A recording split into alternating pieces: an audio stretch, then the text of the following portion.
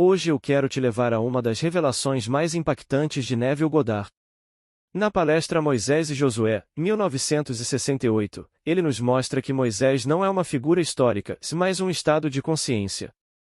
E que Josué, que é o mesmo nome que Jesus, não é alguém externo, mas o próprio padrão de salvação despertando dentro de você. Segundo Neville, Moisés representa o plano de Deus em forma germinal, enterrado no crânio do homem. E quando esse plano desperta, ele se revela como Jesus. Isso muda completamente a forma como você lê a Bíblia. Isso muda completamente a forma como você entende Deus. E principalmente, muda a forma como você entende quem você é. Prepare-se, porque hoje você vai ouvir que o nome de Deus é Eu Sou e que não existe outro. Respire fundo. E venha comigo. Todos sabemos que, quando discutimos a Bíblia, estamos discutindo o grande mistério. Não se trata de história secular, é simplesmente a história da salvação. Todos os personagens, desde o princípio, de Adão a Jesus, são estados de consciência. Como disse Blake em sua visão do juízo final, deve-se entender que as pessoas Moisés e Abraão não são mencionadas aqui, estes são apenas estados conforme foram revelados ao homem mortal naquela série de revelações divinas, como estão escritas na Bíblia. Ele afirmou ter visto todo o plano, a peça de Deus. Eu a vi em minhas visões, como ele disse. Quando você a vê de longe, é como um homem, e à medida que se aproxima, é uma multidão de nações. O homem único se torna muitos, todas as nações, todas as raças. Então, esta noite, vamos analisar um personagem muito importante nas Escrituras. Falamos dos primeiros 5 livros como a Torá, a Lei. O personagem dominante naturalmente, Abraão, o início de toda a civilização, mas o personagem que se destaca é Moisés. Aqui está um estado infinito, um estado eterno, Moisés. Li muitas interpretações do nome Moisés. Um jogo de palavras com a palavra Moisés, que significa tirar. Mas não é bem assim. Eu o chamo de Moisés porque o tirei da água, como nos é dito no 2º capítulo de Êxodo. Mas a palavra é o antigo perfectivo do verbo egípcio nascer, é isso que a palavra realmente significa. Há algo que nasce, esse algo é Moisés. Eu poderia pegar a palavra e fazer coisas maravilhosas com ela. É Men-Shin-He. Certo, você pega e inverte, e forma nome. He-Shi-Men, tire o meio, Shin ou Shen, coloque primeiro, Shema, que significa céu, então ele está trazendo do céu tudo o que há neste mundo. Mas essa não é a importância do nome. É o antigo perfectivo do verbo egípcio nascer. É isso que significa. Aqui está algo para nascer. Agora, no final da Torá, no capítulo 34 de Deuteronômio, lemos: E Moisés, servo do Senhor, morreu, e o sepultou, isto é, o Senhor o sepultou, mas ninguém sabe até hoje o lugar da sua sepultura. Versículos 5, 6. Como o túmulo é desconhecido, não podem transformá-lo em um local de culto. Hoje, no mundo inteiro, toda pessoa proeminente tenta perpetuar sua identidade em algo vulgar. Em nosso país, todos os presidentes fazem isso, e há peregrinações diárias aos seus túmulos. Hoje, sem dúvida, em Washington, no cemitério de Arlington, muitos querem levar flores aos diferentes túmulos de seus heróis. Dizem que não há um dia sequer, 7 dias por semana, em que o túmulo de Kennedy não esteja coberto de flores, pessoas chorando e rezando. Sei que na cidade de Nova York eles vão até Hyde Park, para o que, na verdade, é um mausoléu de Roosevelt. Vão diariamente ao túmulo de Churchill. E tudo isso está morto. Portanto, ninguém conhece o local de sepultamento de Moisés, de modo que não podem fazer dele um local de culto, porque Moisés está sepultado em homem. Foi a Moisés que todo o plano de Deus foi revelado. Moisés representa, em sua forma germinal, todo o futuro de Israel. Ora, um israelita não é um descendente de Abraão segundo a carne, mas o eleito de Deus, seja qual for a nação. São os eleitos que constituem Israel, sejam eles judeus, cristãos ou muçulmanos. Sejam quais forem os eleitos, são Moisés sepultado em homem.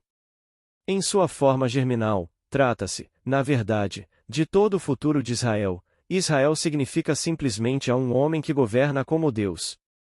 É isso que significa. A palavra Israel é um homem que governa como Deus. Não no lugar de. Então, as palavras são colocadas na boca desse personagem chamado Moisés. E ele desce do monte tendo visto todo o plano de Deus. Ele se volta para o povo e estas são as palavras, e ele está citando na primeira pessoa, no presente. Eu sou, estas são as palavras agora proferidas por Moisés, eu sou o Senhor, que os tirei da terra do Egito, da casa da servidão. Não terão outros deuses além de mim. Deuteronômio 5, 6, Êxodo 20, 2. Ele acaba de revelar o nome de Deus, e o nome de Deus é Eu Sou. Não há outro Deus e nenhum outro Deus existe além de mim. Ele não está dizendo: Eu, Moisés, sou o Senhor. Eu sou o Senhor, que os tirei da terra do Egito, da casa da servidão. Não terão outros deuses além de mim. Estas são as palavras colocadas em sua boca. Agora ele realiza todas as coisas poderosas, todas chamadas de sinais. Ele as chamou de pragas, nas Escrituras, são chamadas de sinais. O Senhor disse: Tome esta vara e com ela faça todos os sinais. E Moisés tomou a vara de Deus. Êxodo 4 versículo 17, 20. A vara é a vara de Deus. Então o Senhor disse: Coloque sobre ela a serpente ardente. Coloque-a como um poste e a serpente ardente sobre ela.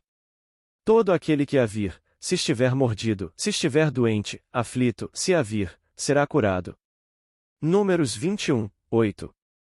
Ora, tudo isso é uma bela imagem e, ainda assim, literalmente verdadeira quando o homem começa a desdobrar esse padrão dentro de si. Agora nos dizem que ele não pôde entrar na terra prometida, mas Josué, cheio do espírito de sabedoria, entrou na terra prometida e o povo o seguiu. Bem, a palavra Josué é o termo hebraico para Jesus, a mesma palavra. Josué é Jesus, a palavra idêntica, escrita da mesma forma, uma é anglicizada, a outra é hebraica. Então Josué entra, mas não Moisés. Moisés está em forma germinal, o que se desdobra em Josué. Josué significa Jeová salvou e Jesus significa Jeová salvou. E a palavra Jeová nas Escrituras significa o único Salvador. Eu sou o Senhor teu Deus, o Santo de Israel, o teu Salvador. E além de mim não há Salvador. Isaías 43 versículo 3, 11. Portanto, aqui está Josué, se falarmos em hebraico, e aqui está Jesus, se falarmos em inglês, o significado é o mesmo. Tudo se desenrola em Josué. Ele é o espírito de sabedoria.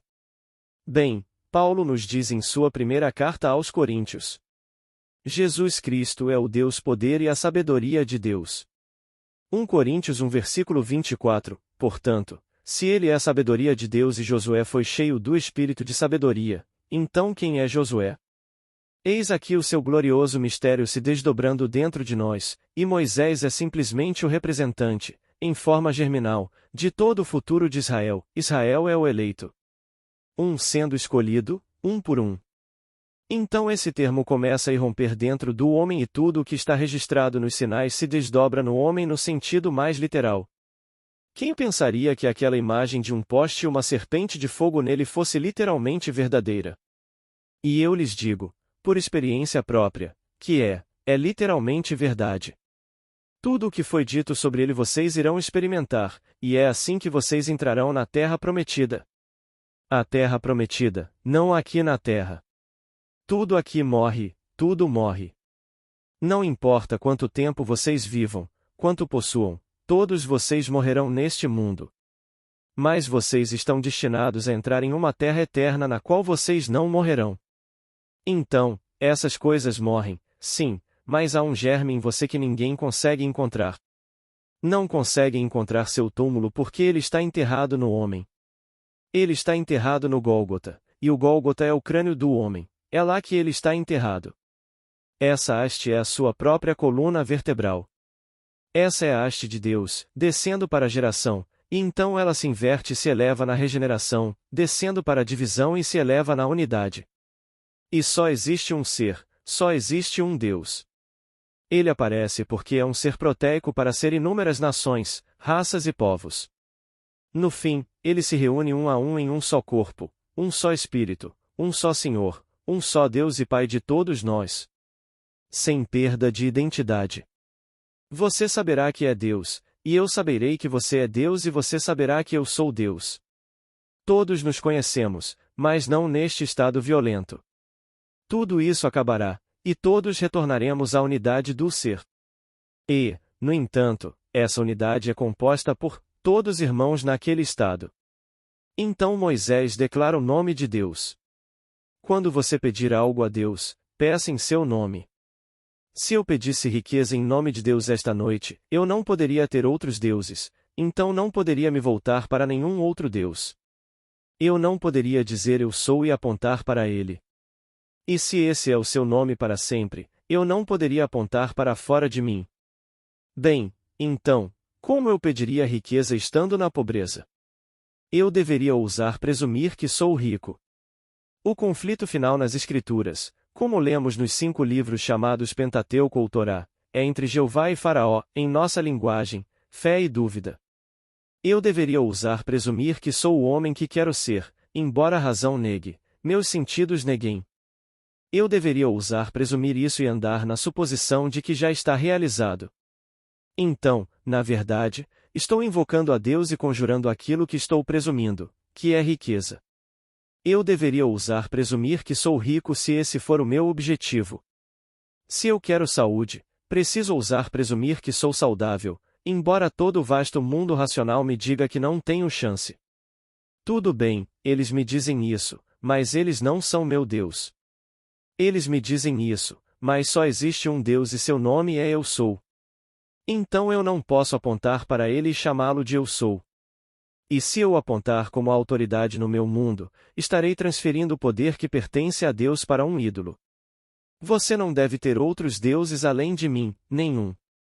Então, se eu invocasse algo em nome de Deus, seu nome seria Eu Sou, para sempre e sempre. Se é Eu Sou, então, Eu Sou. E eu o invoco. Pois Deus é tudo.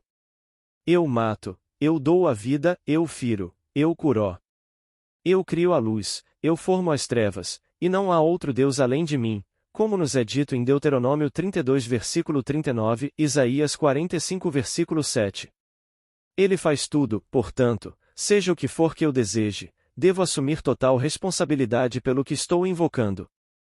Então, quero invocar saúde, embora todos sejam contra e a sabedoria do mundo me diga que não posso vencer, bem, tudo bem, ousarei assumir que sou saudável. Eu sou. E eu o invoco, porque o nome de Deus é Eu Sou e ele não tem outro nome. Não há outro nome. Esta é a grande revelação que temos em nossa Bíblia, no capítulo 3, versículo 14 de Êxodo. Vai e dize-lhes, quando lhe perguntarem: qual é o seu nome? Dize simplesmente: Eu sou te enviei. Qualquer forma do verbo ser. Eu serei, eu sou isso, eu sou o que vocês quiserem. Mas qualquer forma do verbo ser, esse é o meu nome. Então, para todos nós, Moisés não é uma pessoa como vocês, ele é o plano eterno de Deus. Tudo lhe foi mostrado e lhe foi dito. Copie conforme o modelo que lhe está sendo mostrado na montanha. A versão padrão revisada usa a preposição sobre, mas a versão do Rei Jaime a usa em. E a concordância de Strong confirma que é em quem quer que tenha escrito. Mas ninguém sabe quem escreveu esses livros, só nos deram letras. Falamos do manuscrito J, do manuscrito E e do manuscrito P. Mas quem é I, quem é J e o que significam essas iniciais? Não sabemos. Não há autoria atribuída a nenhuma Bíblia, a nenhuma parte da Bíblia. Não conhecemos Mateus, Marcos, Lucas e João. Não sabemos, esses são simplesmente nomes anônimos. Mas essas são visões, revelações do plano eterno de Deus. Deus se fez homem para que o homem se tornasse Deus.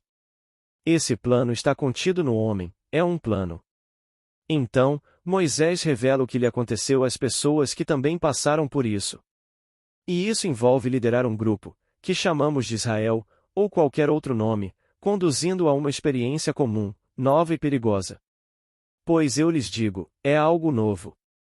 Ninguém jamais nasceu dessa forma, no sentido comum da palavra nascer. É algo novo, um novo caminho. E ninguém jamais foi dividido de cima a baixo e sobreviveu. Ninguém que vive neste mundo, ou no nosso, jamais poderia afirmar, nesse nível, ser o pai de Davi, o famoso Davi bíblico. Contudo, todas essas coisas acontecem ao homem. Eu os conduzirei a um caminho novo e perigoso. E assim, ele chama um grupo e explica a eles o que lhe aconteceu. Aconteceu com ele, o homem modelo, ele é o homem modelo, para que aconteça a todos os que o ouvem com fé. Nem todos acreditaram nele, como lhe contam, quando ele os guiou pelo deserto. A maioria queria voltar, era mais fácil ser escravo no Egito. E por isso, não queriam sair. Era muito mais fácil receber, bem, uma esmola e ser escravo. Muitos escravos libertados sentem-se desconfortáveis. Não querem a sua liberdade. Sentiam-se protegidos, amparados, quando alguém cuidava deles. Agora, ele os está libertando desse estado, levando-os à independência, à ideia de que não precisam de ninguém neste mundo. Ele vai lhes dizer quem é Deus, e Deus é a sua própria e maravilhosa imaginação, não há outro Deus. E o homem sente medo. Ele foi ensinado a acreditar em um Deus externo, e foi a esse Deus que ele se voltou. E ele sentiu. Pelo menos se voltou para ele. Talvez Deus não tenha sentido que deveria responder, mas sentiu que cumpriu a sua missão. E não é isso que Moisés está ensinando. Moisés diz a vocês: não se voltem para nenhum outro Deus. Não há outro Deus além de mim. E o meu nome, o único Deus que os libertará da escravidão, é Eu Sou. Portanto, que o homem, enquanto estiver escravizado, ouse afirmar: Eu sou livre. E então, quando for libertado, terá a coragem de continuar servindo ao único Deus e a nenhum outro.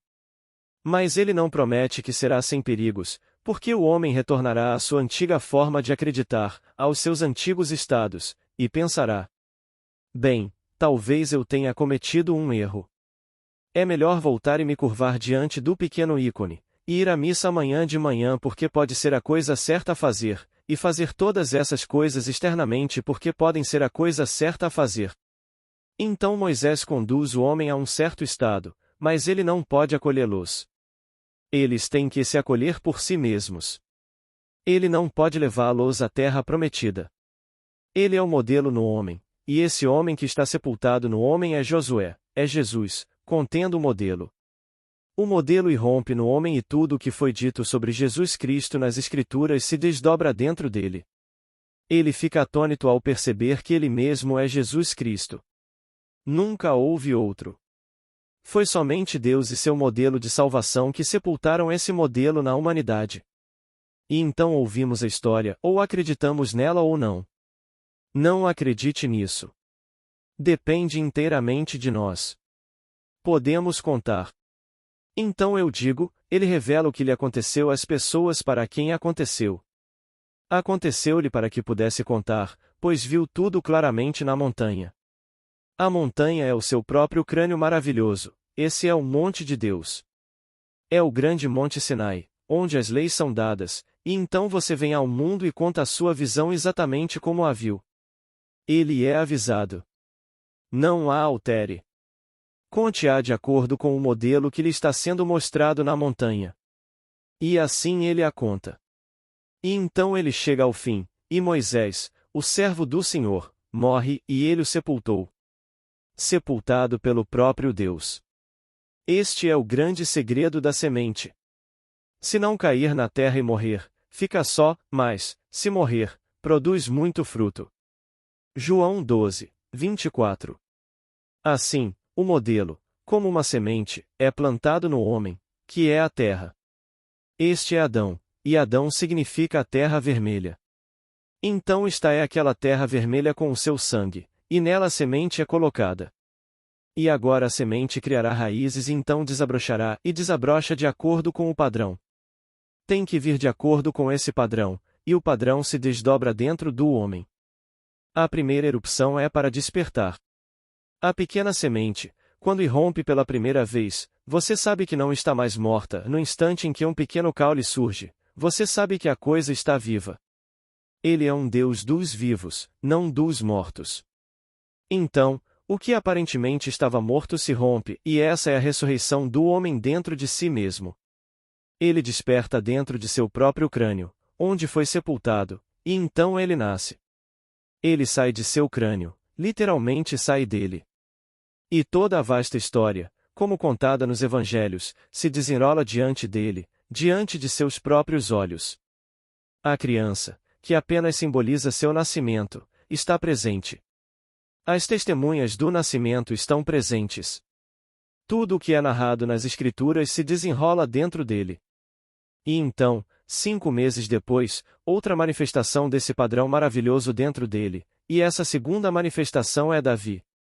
Davi está diante de você e te chama de pai. E Davi é o filho unigênito de Deus, como está escrito no Salmo 2. Tu és meu filho, eu hoje te gerei. Versículo 7. Davi está diante de você e te chama de pai, esse lindo rapaz de cerca de 12, 13 anos. E esse relacionamento entre você e seu filho, eu não consigo descrever. É algo que você não consegue descrever, e ainda assim não há nenhuma incerteza em você a respeito desse relacionamento. Então vem o terceiro. Agora vem a serpente, e isso acontece 4 meses depois, totalizando 9 meses. Você é partido por um raio, e todo o seu corpo, de cima a baixo, é completamente cortado. O nosso belo hino onde é fendida, rocha da eternidade fendida para mim. E é por todo o corpo, do topo do crânio à base da coluna. Então você vê essa luz líquida dourada e se funde com ela, e como uma serpente de fogo, você sobe como um raio enrolado, exatamente como um raio que foi enrolado, direto para o seu crânio, e tudo reverbera. Esses são os 3 primeiros atos do desdobramento de Deus no homem como Deus. Ele eleva o homem ao seu próprio ser por meio desse padrão. Então, segue-se um período de 2 anos e 9 meses, e então chega a pomba. A pomba desce sobre ele e o cobre de afeto, beijando-o por todo o rosto, a cabeça, o pescoço, e uma mulher declara: Ele te ama. O símbolo do Espírito Santo selando, dando sua aprovação ao padrão que se desenrola. Todo o padrão se desdobra dentro de você. Você não pode negar as experiências. Então, agora você vai e simplesmente compartilha as experiências com um grupo. E assim, ele revela ter experimentado, ele revela o que ele mesmo experimentou para um grupo para o qual ele o experimentou. Então ele os adverte: Eu os levarei a uma nova terra.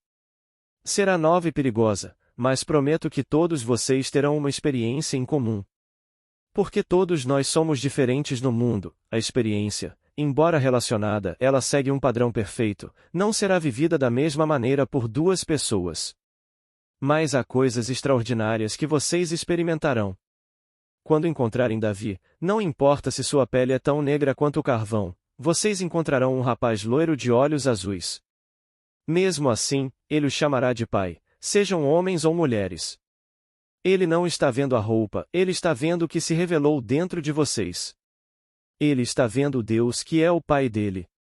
Agora, sejam homens ou mulheres, quando chegarem a esse ponto, Davi estará diante de vocês e os chamará de pai, sejam chineses, brancos ou negros, independentemente da pigmentação da pele, porque ele não vê segundo a carne, ele vê o coração. Ele vê o Espírito se manifestando. E Deus é o Pai dele, então, quando ele os encontrar, naquele momento vocês serão o pai dele. Então Deus se entrega ao homem. E não há como ele realmente provar esse dom ao homem a menos que o Filho de Deus chame o homem de pai. Pois Deus é um pai. E toda essa maravilha se revela dentro de nós. Então, este é Moisés. Moisés, o antigo perfectivo do verbo egípcio nascer, essa é a definição da palavra. Há algo que precisa nascer. O que é?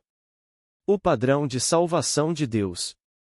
Então, ele o mostra perfeitamente. E agora, sem dúvida alguma, o padrão precisa se revelar. Ele tem o padrão perfeito. Ele mesmo não leva você, eu ou qualquer outra pessoa para a terra prometida, ele revela o padrão e Josué nos leva para dentro. Josué é Jesus, mas não alguém de fora, nenhum Jesus de fora. Jesus precisa se revelar como o padrão dentro de mim e eu sou ele. Porque Davi o chamou de meu Senhor, então Davi precisa chamar você de meu Senhor. Então ele chama você de meu Senhor, e ele chamou Jesus de meu Senhor, então você é Jesus. E essa é a história. Mas o homem se desviou completamente e ensinou sobre senhores externos, outros deuses, e não existem outros deuses. Eu sou o Senhor, que te tirei da terra do Egito, da casa da servidão. Não terás outros deuses além de mim. Êxodo 20 versículo 2, 3. Eu sou o Santo de Israel, o teu Salvador. E além de mim não há Salvador. Isaías 43 versículo 3, 11. E esta é a história. Então, esta noite, para provar isso, faça o que quiser. Bem, você diz. Eu não quero isso para mim, eu quero para um amigo.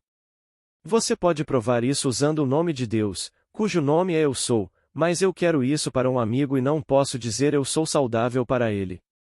Você pode fazer assim. Ouça como se ouvisse dizer que nunca se sentiu melhor na vida. Bem, quem está ouvindo? Eu sou, esse é o Senhor.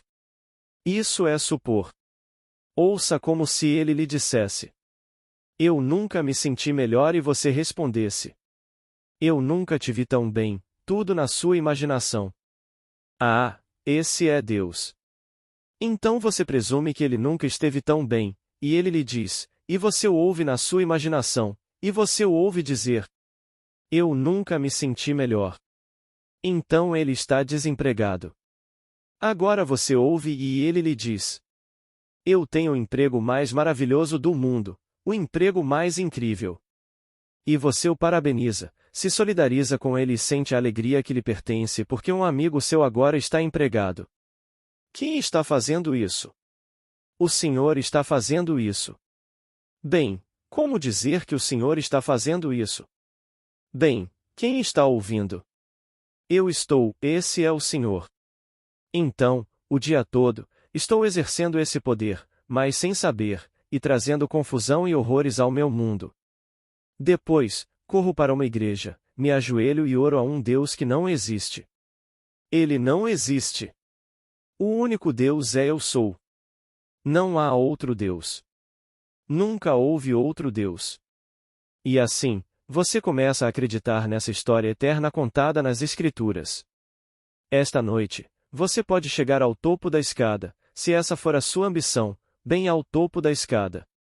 Espero que sua ambição seja ver tudo isso se desdobrar dentro de você. Isso transcenderia qualquer coisa no mundo. Mas há aqueles hoje que querem deixar este mundo e deixar para trás o suficiente para manter um enorme mausoléu. Não há garantia de que qualquer uma dessas coisas sobreviverá. Stalin sobreviveu, eu acho, 9 anos antes de o derrubarem e mudarem Stalingrado para Volgogrado. Eles ainda estão derrubando-o, despedaçando e reduzindo a pó o que ele pensava que viveria para sempre. Hitler, bem, ele nem tinha morrido quando começaram a derrubá-lo, e ainda assim ele teria adorado ver 1000 anos do reinado de Hitler. Derrubar tudo. Esse pequeno sujeito em Santo Domingo, e ele fez com que a cidade inteira fosse renomeada em sua homenagem, Trujillo. Chamava-se Cidade de Santo Domingo antes de ele chegar. Ele a chamou de Trujillo e então construiu esta enorme estátua para si mesmo. Bem, eles o alvejaram com balas, depois derrubaram a estátua, a derrubaram e a transformaram em pó. Mas com Moisés isso não se pode fazer, porque ninguém sabe onde ele está enterrado. Estão procurando por ele no lugar errado. Ele está enterrado no crânio de um homem. Esse é o local de sepultamento de Moisés. E Moisés contém dentro de si o padrão de Deus, o plano de salvação de Deus. O padrão, quando se desdobra como o homem salvo, e o homem salvo é Josué. É chamado de Jesus no Novo Testamento. Esse é o homem salvo. A palavra significa Jeová salvo, é só isso que significa. Então ele simplesmente, à medida que se desdobra. O padrão, quando se desdobra da semente, deixa de ser uma semente e se torna o que quer que ela contivesse. A semente desaparece, mas o padrão se desdobra na árvore. Bem, essa árvore é Jesus, essa árvore é Josué, e é um com Deus, que é o pai da semente. Ele e a semente são um. Então, no final, só existe Deus, nada além de Deus. Então, leve isso a sério e reflita sobre isso. Eu partirei, mas estas palavras são verdadeiras. Você jamais poderá refutá-las na eternidade. Não as mude. Não as altere, deixe-as como estão. Estou lhes contando o que eu pessoalmente vivenciei. Nunca me foi ensinado por um homem. Nunca li em um livro. Nunca ouvi falar sobre isso. Simplesmente rompeu dentro de mim, todo o drama conforme registrado nas Escrituras. E, tendo irrompido, não consigo contê-lo. Preciso falar sobre isso e contá-lo até o fim, quando fechar meus olhos e deixar esta esfera, deixando-a para sempre. Todos em quem isso ainda não irrompeu não deixarão esta esfera. Embora pareçam mortos, não estarão mortos. Estarão vivos aqui mesmo neste mundo, sólidos e reais, assim como este, em um ambiente mais adequado para o trabalho que ainda precisa ser feito para provocar a irrupção. Portanto, posso dizer a todos, porque isso é verdade, concentrem-se totalmente nesta esperança, pois ela irromperá dentro de vocês agora, nesta esfera. Porque é preciso que haja uma erupção para que o homem deixe este mundo de pecado e morte e entre no mundo chamado eternidade. Onde o homem agora é um ser em si mesmo, criando não por causa de nada externo. Ele agora tem vida em si mesmo. Ele não é mais um corpo animado, ele é um espírito vivificante. Ele é o próprio Deus. Então, quando você ler esses 5 livros no futuro, e eu aconselho que os leia, não deixe ninguém lhe dizer que é um mito. Ah, eles dizem isso de manhã, à tarde e à noite. Eles pegam essas gloriosas revelações de Deus e dizem que tudo é um mito. Não, eles não são pessoas que caminharam sobre esta terra como nós caminhamos. Mas esses são estados eternos, e porque Deus é homem, cada estado de Deus é personificado. Então, Moisés é esse estado perfeito que carrega todo o padrão do plano de Deus, e quando você encontra esse estado, você encontra um homem. Mas não é uma pessoa como você é. É o estado eterno que contém o padrão perfeito que Deus tem para a sua própria salvação. Ele não está salvando outro. Deus se arriscou e teve que se resgatar. Deus se fez homem para que o homem pudesse se tornar Deus e, tendo se arriscado, agora ele deve resgatar. Quem? Outro. Não, a si mesmo. Ele arriscou morrer, sabendo que tinha o poder de morrer voluntariamente e vencer a morte. E assim ele venceu a morte. Pois o homem neste mundo morre. Não importa quanto tempo se viva, tudo morre. Aparece, cresce, diminui e desaparece, mas tudo. Se você nasce, por um instante aparece, desaparece, pois sempre que aparece, desaparece. Corporações e países. Falamos do grande Império Romano, e houve um Império Chinês, um Império Britânico. Estamos vivendo no dia em que todo o Império Britânico se dissolveu neste século. Resta uma pequena ilha, do tamanho, creio eu, do estado de Nova York, quando o sol nunca se punha no Império Britânico. E agora, tudo o que você precisa fazer é andar de bicicleta e descer a rua, porque é tudo o que restou hoje do que era o Império Britânico. Você e eu testemunhamos isso. Então, você e eu falamos de todos esses impérios, eles também morreram. E as pessoas morrem, as dinastias morrem e todas as grandes fortunas morrerão. Hoje falamos sobre um homem com $1 bilhão, 2 bilhões de dólares em fundos privados. Ligue a TV esta manhã e assista ao noticiário das 8 horas. Mostraram 2 fotos, uma de Hughes e outra de Getty, e ambos têm fortunas pessoais superiores a US$ 1 bilhão. O homem disse que esse dinheiro, investido a 6%, renderia a cada um $175 mil por dia. O que eles têm, investido a 6%? E você certamente consegue 6% hoje em dia com o seu dinheiro. Renderia a cada um $175 mil por dia, 7 dias por semana. Não existe semana de 5 dias com esse dinheiro. $175 mil por dia. E eles não podem levar nada para o túmulo. E você, se viver o suficiente e não tiver nenhum engano, lerá o obituário de ambos. E assim é a vida. Então, por que depositar sua esperança nisso? Deposite sua esperança neste plano contido em Moisés, enterrado em você, que um dia irromperá e o levará à terra prometida. Mas quando ele romper, irromperá como Josué, e Josué é Jesus. E você entrará como Jesus, não sendo guiado por ele. Você não pode ser guiado, você entrará como aquele em quem ele rompe. E ele sempre rompe em Josué, em Jesus, essa é a história. Se alguém se colocar diante de você e o desafiar, pode ter certeza de que não me desafiam mais. Costumavam desafiar, mas não mais, porque falo por experiência própria. Aqueles que me desafiam só o fazem se não tiverem vivenciado o que aconteceu.